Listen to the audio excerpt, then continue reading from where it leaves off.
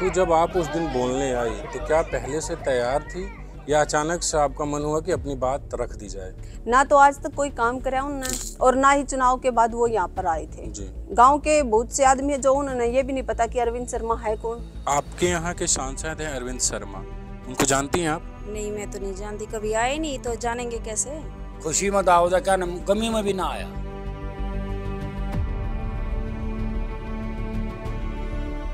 मतलब हमारे साथी इस तरह की है, हमारे गांव की महिला गली से निकल भी नहीं पा रही है। ये सिर्फ उसने कोई विरोध नहीं किया, ये पूछा कि 5 साल किस जा रहे थे, ये बात कही थी, उस बात पर पतंगबाजी गया।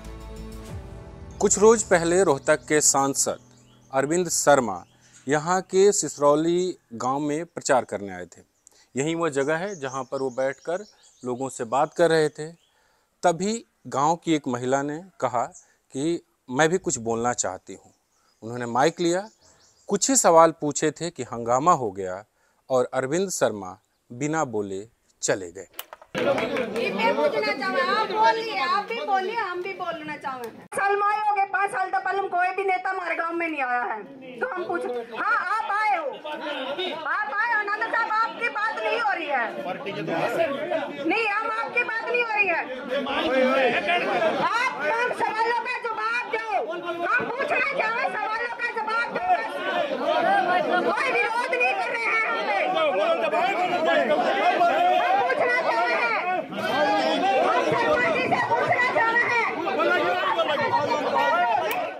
हमारे साथ वो महिला हैं।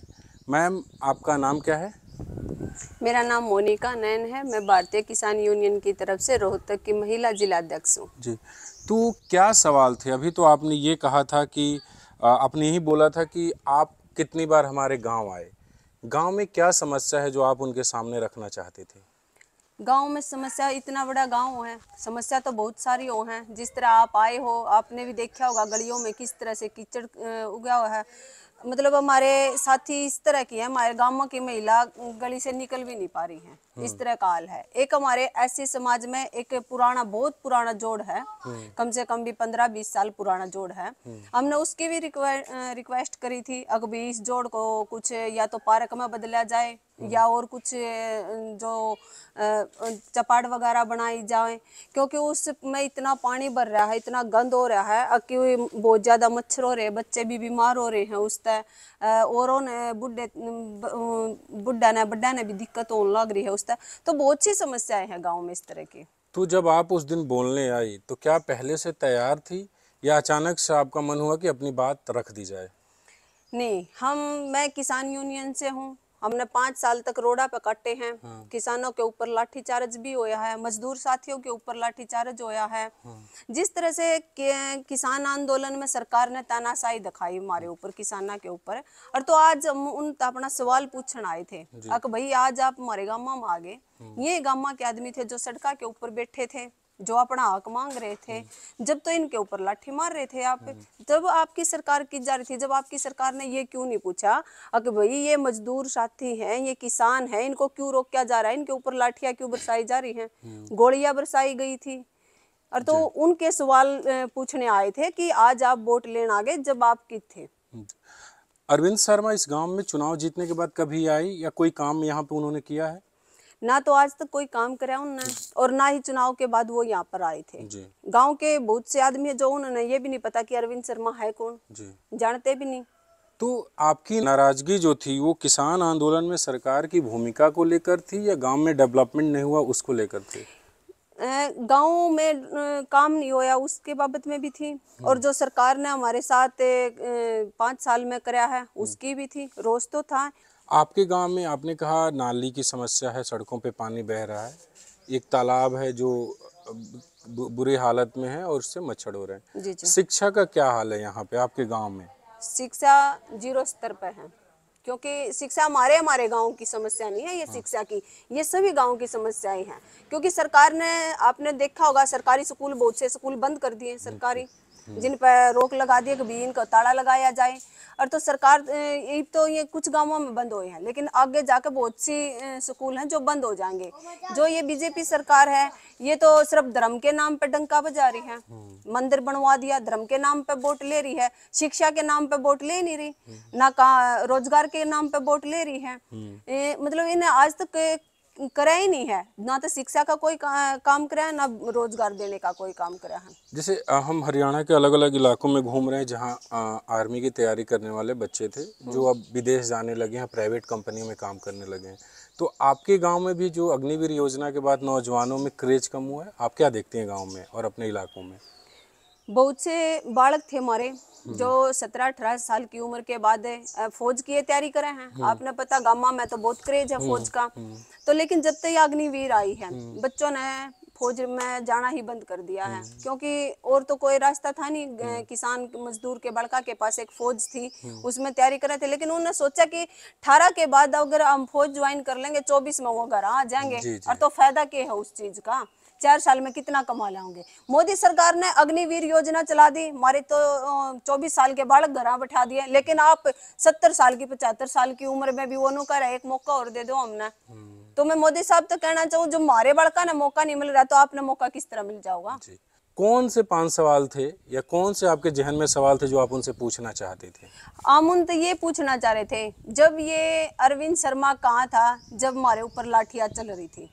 अरविंद शर्मा कहाँ था जब हम पर गोलियां चलाई जा रही थी? अरविंद शर्मा कहाँ था जब अग्निवीर लाई गई थी? तो मैं इन बीजेपी वालों से यही पूछ रही थी, अपनी सरकार से ये सवाल जवाब क्यों नहीं करें? अब ये जो मजदूर साथी हैं जो आज रोड के ऊपर बैठे हैं, जिन पर आप लाठियां बरसा रहे हैं, गोलियां बरसा रहे हैं, इनके बीच में हमने कल न जाना भी है, वोट भी मांगनी है, तो तब अरविंद शर्मा क्यों नहीं बोल रहे थे? कोई दबाव है, कोई आपको कुछ बोलने आया कि तुमने क्यों सवाल पूछा, या परिवार में किसी ने कुछ बोला? हम एक समतंत्र देश में रहा है, आपने भी पता होगा। ऐसा कोई, मैं पूछना चाहूँ, कौन से लोकतंत्र में लिखा है कि कोई सांसद हमारे गांव में आ रहा है, हम उनसे सवाल जवाब नहीं कर सकते? जब हम वोट दे सके हैं तो हम सवाल भी पूछ सके हैं। वो के काम कर रहा है, हर के काम नहीं कर रहा, तो ये हमारा हक है। हमने सिर्फ एक के सवाल पूछा था, तो उनके आदमियों ने अड़गम मचा दी, माइक खोस लिया, तो क्योंकि उनके पास सवाल का जवाब था ही नहीं, तो उन अड़गम मचानी ही थी। इतनी हिम्मत कहाँ से आई? क्योंकि जिस जगह पे महिला लीडरशिप ही बहुत कम है, 10 लोकसभा क्षेत्र हैं, 2 नेशनल पार्टियों ने 2 टिकट दिया है, जेजेपी नेलो ने हिसार में दिया है, वो भी परिवार के लोग हैं, तो आप में ये हिम्मत कहाँ से आई कि ये सवाल मैं पूछ लूँ? मैं एक किसान की और मजदूर की बेटी हूँ। हमने वो हालात देखे हैं, हम उन हालात तक गुजर रहे हैं जो हमने दुख भोग रखे हैं ना। हमने मेरे काके ताऊ खेता में काम कर दे देखे, हमारे साथी जो मजदूरी कर दे देखे हैं, हमने वो देखी, उनकी पीड़ा देखी है। उनकी पीड़ा देख दे और हमने ये स्थिति आ गई कि हमने जो हमारे गाँव में सांसद आ रहा है उनसे सवाल जवाब करने पड़ रहे हैं। अगर भाई सांसद कर के रहा है, जब हम इतनी पीड़ा में भोग रहे हैं, जनता जब इतनी पीड़ा में है, तो सांसद ने क्या काम करवाए हैं? 10 साल से स्टेट में हरियाणा बीजेपी की सरकार, 5 साल से यहाँ ये अरविंद शर्मा है, तो सड़कें भी ठीक से नहीं बनी, कोई भी काम, एक काम। माम अरविंद शर्मा तो हमारे काम की छोड़ दो, आप रोज तक में कोई 3 काम गणवा कर दिखा दो, अरविंद शर्मा ने ये 3 काम करे हैं, कोई काम करे तो कौन ही उनने। सिसरौली गांव के कई अन्य लोगों से भी हमने बात की, उनका भी यही कहना है कि साल 2019 में चुनाव जीतने के बाद अरविंद शर्मा 5 साल बाद आए हैं जब उन्हें वोट की ज़रूरत है। इस बीच वो गांव में कभी नहीं आए और ना ही गांव में विकास का कोई काम हुआ है। खुशी में दाव था क्या, गमी में भी ना आया। कोई विकास का काम हुआ आपके गांव में? कुछ नहीं होया, कुछ नहीं होया। तो आपके गांव की एक महिला है, मोनिका शायद उनका नाम है, अभी वो आए थे तो उन्होंने विरोध किया, आपको लगा कि ठीक था? ठीक था, ये सिर्फ उसने कोई विरोध नहीं किया, ये पूछा जी 5 साल किस जा रहे थे, ये बात कही थी, उस बात पर बर्दंगबाजी गया। जो किसान हैं जैसे, तो सरकार कहती है कि हम किसानों को हर साल 6,000 रुपये महीने दे रहे हैं, आप ज़्यादातर लोग किसान ही हैं, पर गांव में घूम रहा हो तो किसान काफ़ी नाराज़ है, क्या वजह है? सरकार कह रही है कि हम MSP पे सामान खरीद रहे हैं, 6,000 रुपये महीना दे रहे हैं, फसल बीमा दे रहे हैं, फिर नाराज़गी किस बात की है? 6,000 रुपये तो न दे दिए, 400 रुपये हम सिलेंडर मिल रहा है, 1200 हम सिलेंडर मिल रहा है, वो 400 रुपये, वो 6,000 रुपये तो उड़े ना कल की, 50 किलो का यूरिया कट्टा था, उसमें 10 किलो घटा दिया, रेट बढ़ा दिया यूरिया का। वो 6000 रुपये तो यूरिया में ना खा लिए उनने। अच्छा, मतलब वजन कम कर दिया, रेट बढ़ा दिया। रेट भी बढ़ा दिया और वजन भी घटा दिया। नाराज हैं अरविंद शर्मा से। कभी आपने बीजेपी को वोट दिया है? दिया है।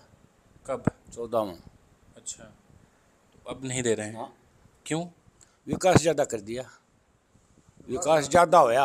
अच्छा, जितना होना चाहिए था ना उससे भी ज़्यादा कर दिया। तो आपको ज़्यादा विकास नहीं चाहिए ना, जायज सा चाहिए था।